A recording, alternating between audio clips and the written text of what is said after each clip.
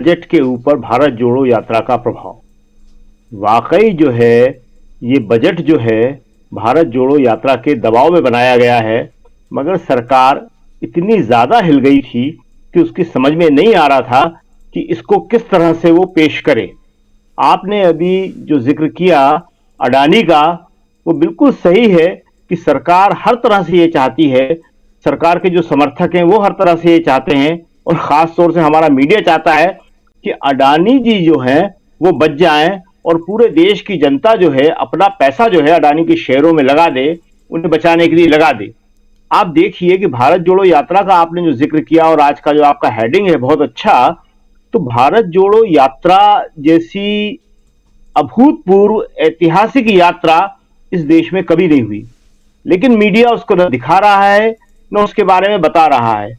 वो लगातार क्या कर रहा है, वो ये बताने की कोशिश कर रहा है कि अडानी जी जो है अगर वो बचेंगे तो देश बचेगा। वो इस तरह लिख रहा है, इस तरह की डिबेट्स कर रहा है कि अगर अडानी जी डूब गए तो देश डूब जाएगा। ये बहुत बड़ा दुर्भाग्य है कि हम लोगों को एक अडानी के लिए सारे के सारे देश के संसाधनों को झोंका जा रहा है। एलआईसी का पैसा, स्टेट बैंक का पैसा, दूसरे बैंकों का पैसा, और जो आम आदमी है, जो आम इन्वेस्टर है, उसको इस तरह से प्रेरित करने की कोशिश की जा रही है, बरगलाने की कोशिश की जा रही है कि वो अपना पैसा जो उसका है भी नहीं, कहीं से कर्ज लेके किसी भी तरह अडानी के शेयरों में लगा दे। और जैसा कि अभी आपने बताया कि ये सब करने के बावजूद जो है अडानी के शेयर आज, तो देखिए ये सारी बातें जिसका आप बड़े पॉजिटिव तरीके से जिक्र कर रहे थे, और पॉजिटिव भी है वो कि भारत जोड़ो यात्रा का इंपैक्ट है, लेकिन कांग्रेस को ये बात भी समझना पड़ेगी कि भारत जोड़ो यात्रा का जब ये इंपैक्ट है, तो अगर उसके हाथ में ताकत आ जाए बजट पेश करने की, तो फिर वह किस तरह से इन सारी समस्याओं को दूर कर सकती है। आज स्थिति यह है कि यात्रा तो कांग्रेस कर रही है, राहुल गांधी कर रहे हैं, वो सफल भी हो गई। आप श्रीनगर में थे और आपने ऐसी बर्फबारी के बीच देखा कि किस तरह राहुल लोगों के दिल को छूने वाली बात कर रहे थे, और लोग भावुक अंदाज में नीचे बर्फ, उनके पांव बर्फ के ऊपर थे, ऊपर से बर्फ गिर रही थी, और वो खुले में खड़े होकर शेर कश्मीर क्रिकेट स्टेडियम में श्रीनगर के राहुल की बातें सुन रहे थे। तो राहुल का असर तो है, मगर राहुल को भी ये बात समझना पड़ेगी। राहुल बार बार ये बात कह रहे हैं कि उनकी यात्रा का उद्देश्य राजनीतिक नहीं है। देखिए, राजनीति डेमोक्रेसी का प्राण तत्व है। ये जो बातें हैं कि राजनीति का मतलब कोई चुनाव जीतना थोड़ी होता है। राजनीति का मतलब लोगों को जागरूक करना, लोगों को शिक्षित करना, लोगों की समस्याएं दूर करना, उनका जीवन स्तर ऊपर उठाना, ये सब राजनीति के अंतर्गत आता है। जब से डेमोक्रेसी शब्द, डेमोक्रेसी भी एक नया मूल्य है। इससे पहले हम लोग प्रजातंत्र क्या है इसके बारे में सोचते नहीं थे। वक्त के साथ साथ समाज के अंदर नई वैल्यूज आती हैं, नए मूल्य आते हैं, तो ये सारी की सारी चीजें नई वैल्यूज हैं, और इसको कांग्रेस को इस तरह समझना पड़ेगा कि राजनीति एक बहुत ही वाइड किस्म की चीज है और उसके तहत उसको काम करना ही पड़ेगा। यह नहीं हो सकता कि वो एक आदर्शवादी तरीके से जैसे यात्रा होती है किसी धार्मिक पुरुष ने की, किसी दार्शनिक पुरुष ने की और उसके बाद उसको खत्म कर दे और 10-50 आदर्श वाक्य जो है लोगों के सामने रख दे। नहीं, उसके बाद कांग्रेस को यह तय करना पड़ेगा कि वो किस तरह लोगों की जिंदगी में बदलाव के लिए वापस सरकार में आने की कोशिश करती है। आप देखिए कि ये सरकार जो है किसी भी वर्ग का ध्यान नहीं रख रही है। आज कहा जा रहा है कि मिडिल क्लास के लिए, 8 साल में मिडिल क्लास इसके एजेंडे में कभी नहीं रहा।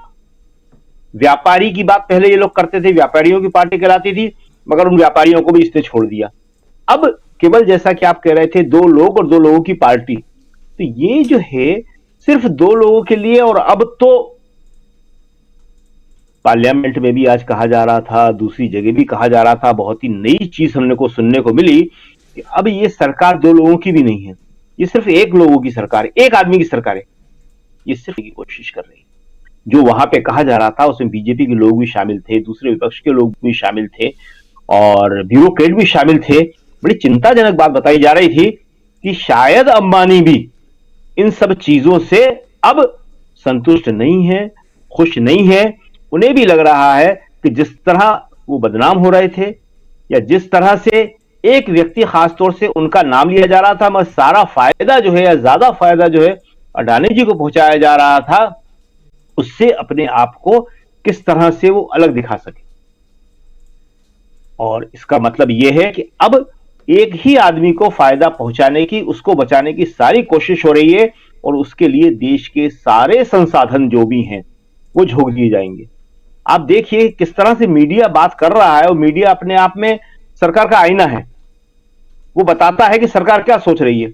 मीडिया इस तरह बोल रहा है, हम देख रहे पढ़ रहे थे कि अडानी को अगर जनता ने नहीं बचाया तो जनता पाप की भागी बनेगी।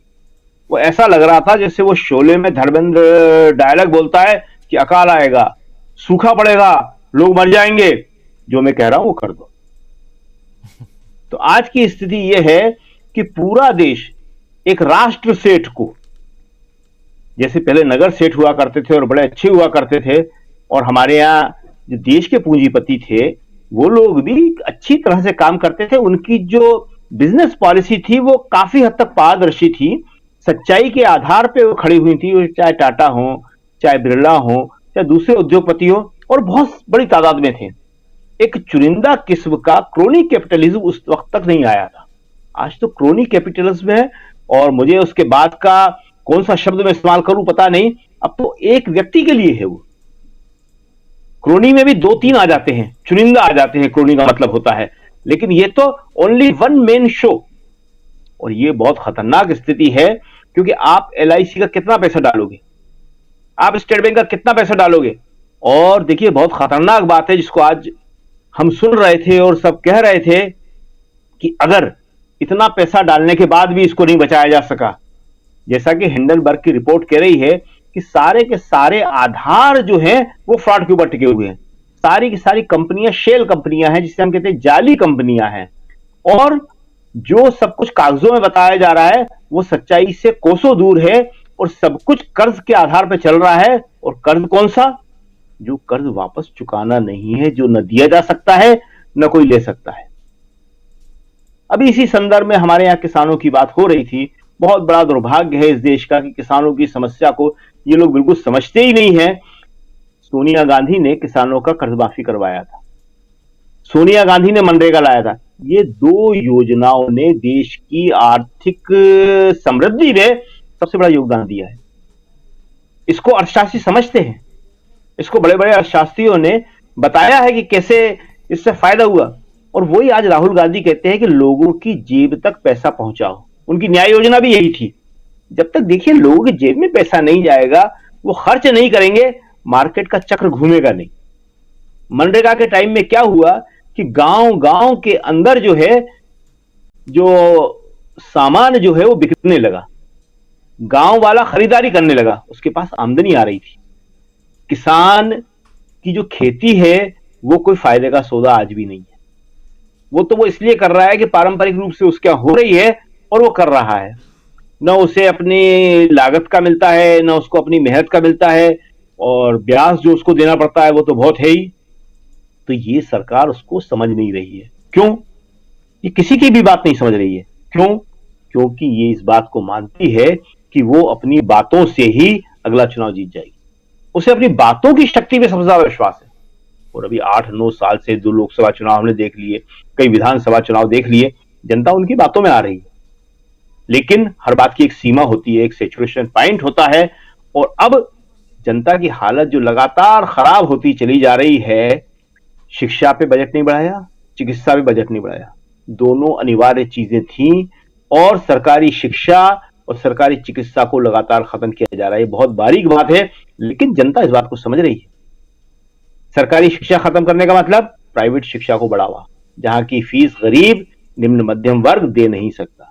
सरकारी शिक्षा खत्म करने का मतलब प्राइवेट हॉस्पिटल, जहां पे अच्छों को लूट किया जाता है। कोरोना के टाइम में हमने देखा कि 10 लाख से कम का बिल किसी का नहीं आया। आप अस्पताल के अंदर एडमिट हुए और उसके बाद आप जिए या मरे, मिनिमम बिल था, और मैक्सिमम वो तो करोड़ों में था, आपने देखा ही होगा। उसकी कोई सीमा ही नहीं थी, मैक्सिमम बिल किसका आएगा, कोई डिटेल नहीं थी उसकी। तो ये सारी समस्याएं बहुत गंभीर हैं। पैसा डालना चाहिए था शिक्षा में, पैसा डालना चाहिए था चिकित्सा में, जो बिल्कुल नहीं डाला। और जो ये बातें हैं, इनसे आप जनता को कब तक लुभा लेंगे? हिंदू मुसलमान करके आप कब तक वोट हासिल कर लेंगे? बहुत मुश्किल है। राहुल गांधी की जो यात्रा है, जो आपने बड़ा अच्छा हेडिंग लगाया है कि भारत जोड़ो यात्रा का असर, तो राहुल गांधी की यात्रा श्रीनगर तक कन्याकुमारी से चली थी और वहीं से आप कवर कर रहे हैं लगातार। आप हमेशा साथ रहे, कई राज्यों में आप गए और सबसे आखिरी में जो समापन आपने श्रीनगर में जाके देखा, उस शेर कश्मीर स्टेडियम में जो राहुल का यात्रा का लास्ट भाषण था, कि उसमें लोग कितने भावुक थे। और राहुल ने यही कहा कि मैं एक ऐसा देश चाहता हूं जहां पे कभी किसी के यहाँ ये फोन कॉल ना आए, कोई संदेश ना आए कि तुम्हारा कोई प्रिय हिंसा में या आतंकवाद में मारा गया है। खुद अपना उन्होंने उदाहरण दिया कि मेरे पास दो ऐसे संदेश आए, एक दादी का जब मैं पढ़ता था और एक पिता का। और उसी साथ उन्होंने कहा कि ऐसे जाने कितने हमारे सुरक्षा कर्मियों के घरों में संदेश पहुंचे हैं। और इसके साथ उन्होंने कहा कि जो आम जनता है उसके घर भी ऐसे संदेश पहुंचते हैं कि तुम्हारा प्रिय जो है, तुम्हारा बेटा, तुम्हारा भाई, तुम्हारा पति हिंसा के अंदर, आतंकवाद के अंदर मारा गया। तो राहुल अगर ये कहते हैं कि मैं ऐसा भारत चाहता हूं कि जिसमें किसी के घर कॉल नहीं आए, तो राहुल को ये बात समझना पड़ेगी कि उन्हें इस साल होने वाले 9 राज्यों के चुनाव में बहुत अच्छा प्रदर्शन करना है और अपने आप को अब राजनीति बदलाव के लिए तैयार करना है और इसी तरह लोकसभा के लिए करना है। बातें तो बहुत सारी होंगी, राहुल गांधी भी करते रहेंगे, कांग्रेस भी करते रहेंगे, लेकिन अगर सत्ता में नहीं आए तो उन बातों का कोई असर होगा नहीं। आप सत्ता में आके ही जनता का भला कर सकते हैं। आप विपक्ष में बैठ के, कमजोर विपक्ष में बैठ के आप जनता का भला नहीं कर सकते। यात्रा बहुत अच्छी चीज है, पर यात्रा का इंपैक्ट जो है वो